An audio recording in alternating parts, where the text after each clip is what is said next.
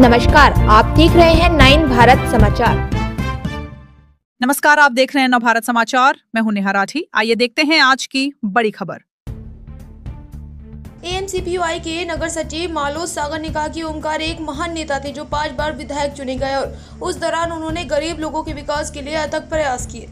पूर्व विधायक गरीब लोगों के पेन्निधि मद्दी कयाला ओमकार की 17वीं पुण्यतिथि वरंगल अंडर ब्रिज क्षेत्र स्थित ओमकार भवन में मनाई गई। कार्यक्रम में एमसीपीयूआई के जिला नेता नर्रा प्रताप, नगर सचिव एम सागर, नेता जगदीश प्रतुषा, मल्लिका अर्जुन, नागेश ओडेलू और अन्य लोगों ने भाग लिया। इस अवसर पर बोलते हुए एम सागर और प्रताप ने कहा कि ओमकार एक महान नेता थे जिन्होंने भूख से पीड़ित गरीब लोगों के विकास के लिए लगातार काम किया और कई लड़ाइयां लड़ी। उन्होंने कहा कि वे उनकी प्रेरणा से गरीब लोगों के लिए लड़ेंगे।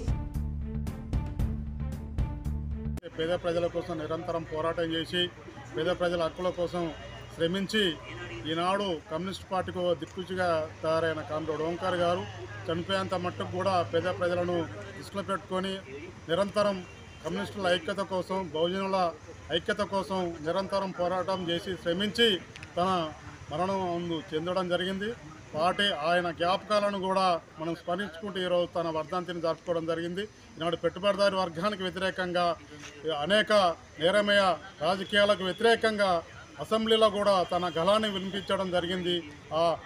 దాన్ని మరొక్కసారి మనం స్మరించుకుంటూ తాను ఏదైతే కలలు కన్నాడో తన ఆశయం నిరంతరం కొనసాగించాలని ఈరోజు మనం ప్రతిజ్ఞ పోరాటం. సిపిఐ పార్టీ వరంగల్ నగర కమిటీ ఆధ్వర్యంలో 17వ ఓంకార్ గారి వర్ధంతి సభ నిర్వహించడం జరిగింది. ఈ సందర్భంగా అవినీతి రాజకీయాలు భారతదేశంలో పెద్ద ఎత్తున ముందుకొస్తున్న పరిస్థితి ఉంది.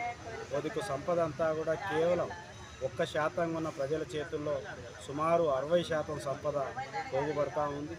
99% ఉన్న ప్రజల చేతిలో 40% మాత్రమే సంపద ఉంటా ఉంది.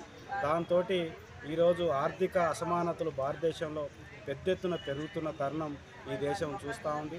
ద్రవ్యోల్బణం పెద్ద ఎత్తున పెరుగుతూ ఉంది, అవినీతి పెరుగుతూ ఉంది, ధరలు పెరుగుతూ ఉన్నాయి, నిరుద్యోగం పెరుగుతూ ఉంది. దీంతో భారతదేశంలో ఉన్న ప్రజలు కూడా కొనుగోలు శక్తి తగ్గి నిత్యావసర ధరలు పెరిగి ఈరోజు ఆకలి సావులు ఎదురు చూసే పరిస్థితి భారతదేశంలో కనబడతా ఉంది. కాబట్టి పెద్ద సంక్షేమం ప్రపంచవ్యాప్తంగా ముందుకు తోసుకొస్తున్న తరుణంలో భారతదేశంలో ప్రజలు ఎదుర్కొంటున్న సమస్యల మీద పాలక వర్గాలు ప్రజల్ని గాలికి వదిలేసిన సందర్భం ఇక్కడ స్పష్టంగా కనబడతా ఉంది.